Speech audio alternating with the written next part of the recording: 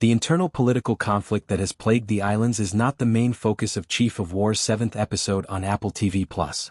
Another menace to the Kingdom of Hawaii outweighs the dangers posed by Kiowa and Kahekili. In 1978, Captain Cook made the discovery of the Hawaiian Islands. When he arrived in 1779, he discovered that the populace was not as submissive as he had assumed. On the islands he was killed. Captain Meares leads his ship back to replenish before continuing on to Alaska in Chief of War. With good cause, the Europeans are cautious.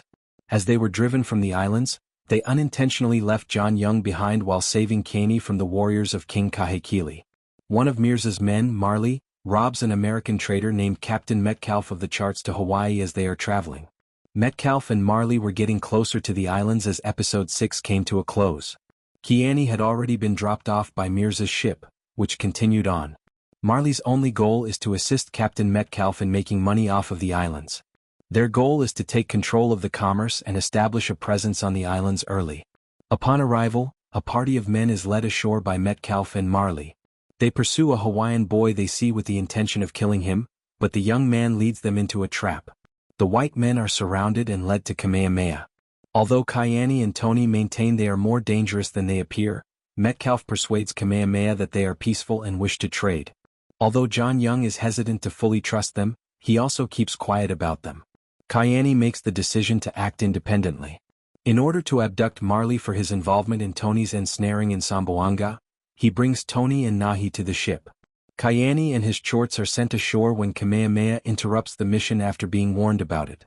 Kamehameha then apologizes to Captain Metcalfe. Kaiani is enraged.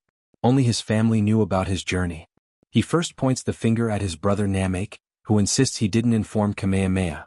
Kaiani comes to the realization that his own wife betrayed him. She broke up with Namk when Kaiani came back, which is why she is resentful. Since they both believed Kaiani was dead, she and Namek had moved on.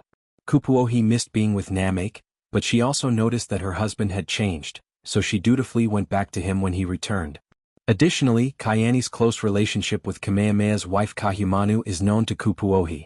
She betrays her husband as a result of her conflicted loyalties. Kamehameha sends Young to tell Metcalfe that he can replenish his ship with food and water after removing Kaiani from it. Kamehameha does not completely disregard Kaiani's warning, even though he wishes to provide them with peaceful hospitality. Young delivers the message and the sailors return to their ship.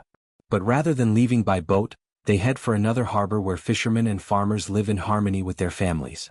Metcalfe turns the broadside of his ship toward the beach and directs his men to load their gun with canisters of nails. Marley objects to this brutality as well. He realizes that these are families, not combatants. Metcalfe has his troops fire their cannon frequently in an attempt to make a point. These canisters explode when shot, causing the nails to spread out with extreme force, making the scene gruesome. The curious Hawaiians who are watching are torn to pieces by the nails. After a few rounds, the captain tells his sailors to set sail, but first he kicks Marley off his ship. While this incident is peculiar to this story, it mirrors the attitude of Indians all around the world after their discovery by Europeans. In Mexico, South America, North America, Africa, and Asia, the so-called Christian, European, and subsequently American explorers and traders invaded territories and its native people by force. In many instances, European diseases, previously unknown in regions that had been separated from the world, devastated the native populations who had no immunity to these diseases. Hawaii is no different. Whether or not Chief of War has a chance to portray this sufficiently in the story remains to be seen, but it happened in Hawaii just as it did across the world. The unification of the kingdoms of Hawaii arrived a few too many decades too late, but the final results would have been the same. The modern weaponry were going to overpower those of the local people, as had happened throughout the course of history. The necessity for unification was probably accelerated by the arrival of the foreign sailors, but that tale will be covered in the last two parts.